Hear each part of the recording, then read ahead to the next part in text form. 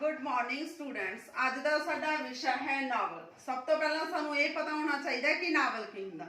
Novel साडे पश्चिमी साहित्य का प्रसिद्ध रूप आ। ठीक है जी, साहित्य का रूप आ ये, मतलब पश्चिमी काल दे विच इहदी उपज हुई है। जे असीं गल करिए नावल की, तो जिहड़ा नावल आ, नावल लिखण दे लई लेखक नूं विशाल सूझबूझ होनी बहुत जरूरी है।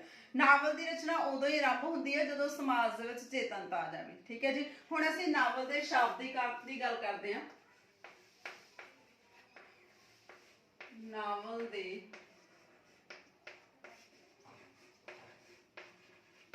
शाब्दिक अर्थ की है। जिहड़े डिक्शनरी का शब्द आ, डिक्शनरी दे विच नावल दे लई किहड़ा शब्द बोलिया जांदा सी? नवल्या।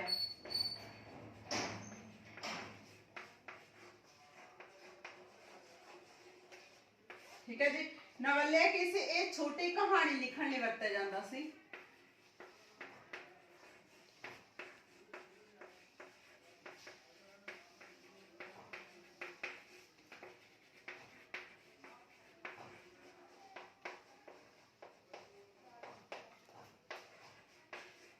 जे असीं अजोके समय की गल करिए, जिहड़ा नावल शब्द आ वो अंग्रेजी भाषा दे विच इहनूं की कहा जांदा? नॉवल। अंग्रेजी भाषा दे विच नॉवल कहा जांदा। ठीक है, पंजाबी भाषा दे विच असीं इहनूं नावल बोलदे।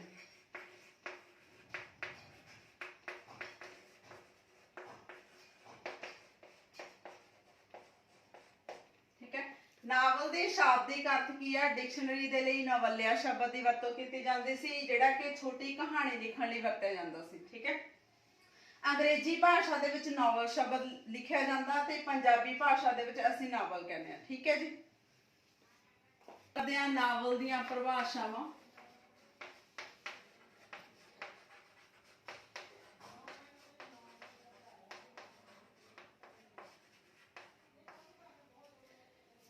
जेम्स दे अनुसार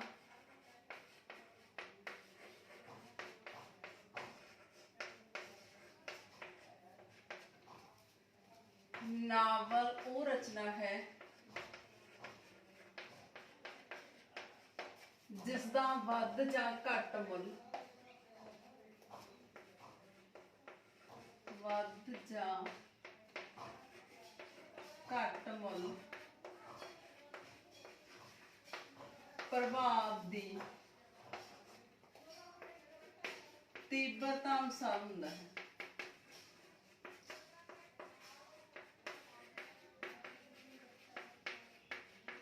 ठीक है जी, नेक्स्ट है H.G. वेल्स अनुसार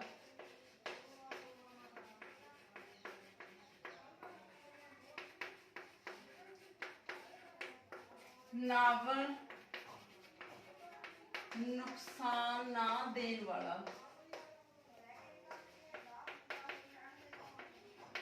वो नशा है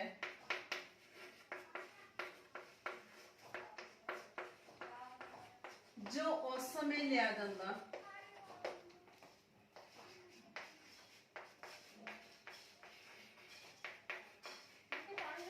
जदों दिमाग वेला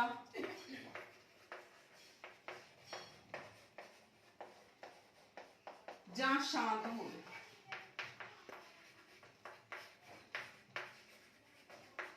यह है नावल दी परिभाषावां। जदों कोई भी परिभाषा लिखनी है तो उन्हें इन्वर्टेड कॉमियां च लिखना। ठीक है, तुसीं जिहड़े भी राइटर ने कोई भी परिभाषा लिखी है उन्होंने बदल नहीं सकते, उहदी जिहड़ी वर्डिंग आ उदा ही लिखनी है। ठीक है, जेम्स के अनुसार की कहता? जेम्स नावल वो रचना है जिसका वध जां घट मुल प्रभाव की तीव्रता के अनुसार पैंदा है। ठीक है, H.G. वेल्स अनुसार नावल नुकसान देने वाला वो नशा है, नुकसान ना देने वाला वो नशा है जो उस समय लिया जाता है जदों दिमाग वेला जां शांत हो। ठीक है जी, करने आ नावल दे तत्व।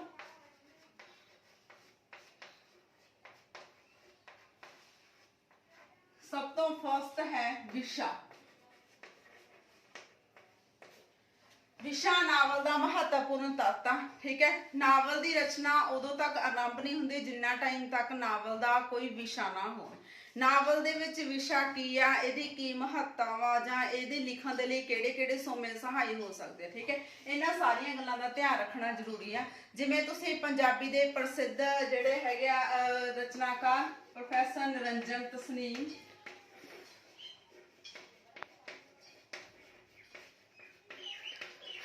ਠੀਕ ਹੈ ਜੀ, ਇਹਨਾਂ ਨੇ ਕੀ ਕਿਹਾ ਵਾ, ਕਹਿੰਦੇ ਵੀ ਜਿਹੜਾ ਨਾਵਲ ਦਾ ਵਿਸ਼ਾ ਹੈ ਉਹ ਇੱਕ ਮਹੱਤਵਪੂਰਨ ਤੱਤ ਆ। ਠੀਕ ਹੈ, ਨਾਵਲ ਦੇ ਵਿੱਚ ਵਿਸ਼ੇ ਦਾ ਹੋਣਾ ਬਹੁਤ ਜ਼ਰੂਰੀ ਹੈ। ਜਿੰਨਾ ਟਾਈਮ ਤੱਕ ਨਾਵਲ ਦਾ ਵਿਸ਼ਾ ਨਹੀਂ ਹੋਊਗਾ ਉਨਾ ਟਾਈਮ ਤੱਕ ਨਾਵਲ ਦੀ ਰਚਨਾ ਵਿੱਚ ਨਿੱਘ ਪੈਦਾ ਨਹੀਂ ਹੋ ਸਕਦਾ।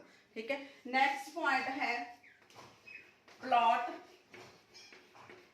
ਪਲਾਟ ਜਾਂ ਗੂੰਦ ਵੀ ਬੋਲ ਦਿੰਦੇ ਇਹਨੂੰ।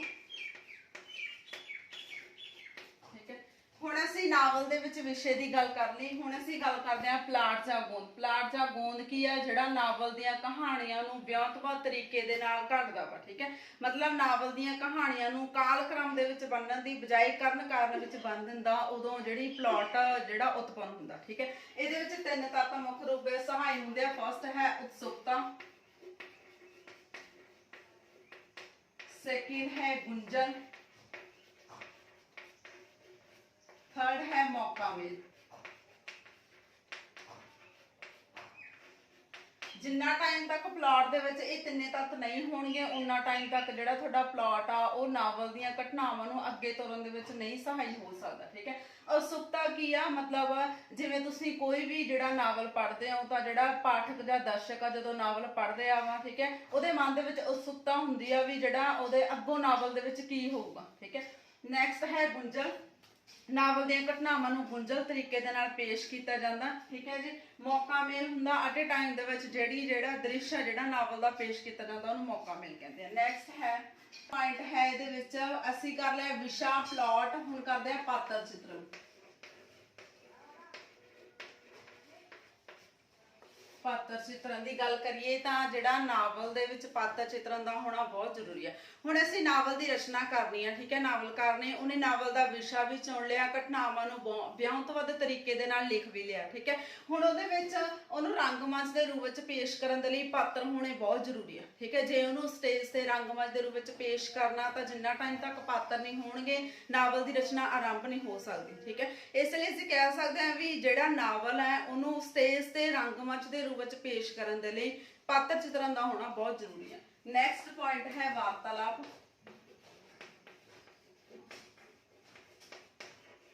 ਵਾਰਤਾਲਾਪ ਕੀ ਹੁੰਦਾ, ਪਾਤਰਾਂ ਦੀ ਗੱਲਬਾਤ।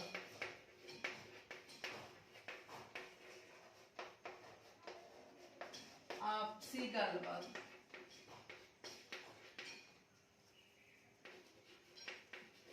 ਜੇ ਅਸੀਂ ਗੱਲ ਕਰੀਏ ਪਾਤਰ ਚਿੱਤਰਨ ਅਸੀਂ ਨਾਵਲ ਦੇ ਵਿੱਚ ਲੈ ਲਏ। ਠੀਕ ਹੈ, ਜਦੋਂ ਉਹਨੂੰ ਅਸੀਂ ਰੰਗਮੰਚ ਤੇ ਪੇਸ਼ ਕਰਨਾ, ਜੇ ਪਾਤਰ ਆਪਸ ਦੇ ਵਿੱਚ ਗੱਲਬਾਤ ਨਹੀਂ ਕਰਨਗੇ ਤਾਂ ਜਿਹੜੀ ਸਾਡੀ ਨਾਵਲ ਦੀ ਕਹਾਣੀ ਆ ਉਹ ਉੱਥੇ ਰੁਕ ਜੂਗੀ। ਮਤਲਬ ਕਹਾਣੀ ਨੂੰ ਅੱਗੇ ਤੋਰਨ ਦੇ ਲਈ, ਨਾਵਲ ਦੀਆਂ ਘਟਨਾਵਾਂ ਨੂੰ ਦਰਸਾਉਣ ਦੇ ਲਈ ਸਾਡੇ ਕੋਲੇ ਵਾਰਤਾਲਾਪ ਹੋਣੀ ਬਹੁਤ ਜ਼ਰੂਰੀ ਹੈ। ਨੈਕਸਟ ਹੈ ਸ਼ੈਲੀ।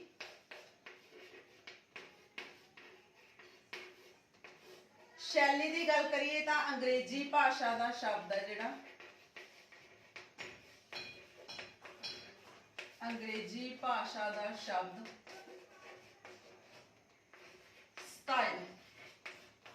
ਠੀਕ ਹੈ, ਸਟਾਈਲ ਤੋਂ ਲਿਆ ਗਿਆ। ਸਟਾਈਲ ਦਾ ਕੀ ਹੈ, ਲਿਖਣ ਦਾ ਢੰਗ।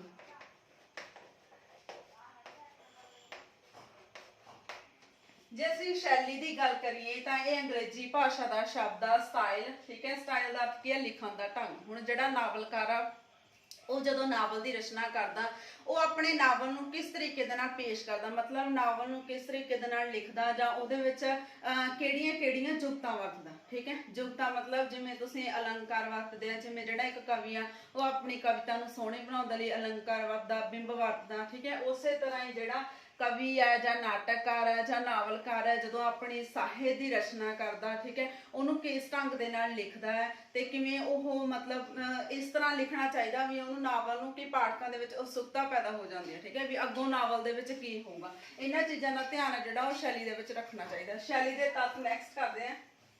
ਦੇ ਤੱਤ ਜਾਂ ਗੁਣ ਵੀ ਹੈ। ਸਭ ਤੋਂ ਪਹਿਲਾਂ ਹੈਗੇ ਆ ਵਿਅਕਤੀਗਤ ਗੁਣ, ਸੈਕਿੰਡ ਹੈ ਕਲਾਤਮਿਕ ਗੁਣ, थर्ड है ऐतिहासिक। ठीक है जी। व्यक्तिगत गुण विच असीं गल करदे हां जिवें बौद्धिक तत्व हो गए, ठीक है। कलात्मक गुण हुंदियां कलात्मक मतलब जुगतां जिहड़ियां जिवें इहदे विच असीं अलंकार भी कह सकदे हां, अलंकार वरतदा कवि अपनी रचना नूं सोहणे बनाउण दे लई, ठीक है। इस तों इलावा बिंब भी वरते जांदे आ जां भाषाई जुगतां कोई भी, ठीक है जी। इतिहासिक दे विच आ जांदा इतिहासिक प्रवृत्तियां,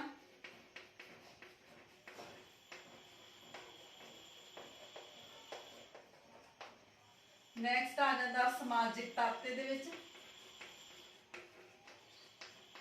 ठीक है जी। ये है शैली के गुण, व्यक्तिगत गुण जिहदे विच बौद्धिक तत्व आ जांदे आ, कलात्मक गुण भी किहड़े-किहड़ियां भाषा जुगता वरदा, बिंब वरता, अलंकार, रस वरतदा, इतिहासिक दे विच आ जांदा इतिहासिक प्रवृत्तियां ते समाजिक तत्व, ठीक है। नैक्सट है पॉइंट है साडा सरलेख। नावल दे विच सरलेख दा होना बहुत जरूरी है। सरलेख नावल दा महत्वपूर्ण तत्व है, ठीक है। मतलब जिहड़ा नावल दे विच जिन्ना टाइम तक सरलेख नहीं, सानू ये नहीं पता होना चाहिए भी पता नहीं लगता कि नावल की कहानी की है, ठीक है। साडे नावल दे सरलेख तो ही, नावल दे नाम तो ही पता लग जाता भी जिहड़ी नावल की कहानी है इहदे विच काहदी गल कीती है, ठीक है। जिन्ना टाइम तक जिवें असीं गल करिए भी संसार दे विच किसी भी चीज़ का जिन्ना टाइम तक नां नहीं हुंदा, जिन्ना टाइम तक उहदे नां दी होंद नहीं, उन्ना टाइम तक असीं उहदे बारे समझ नहीं सकते। इसलिए जिहड़ा नावल का सरलेख होना बहुत जरूरी है।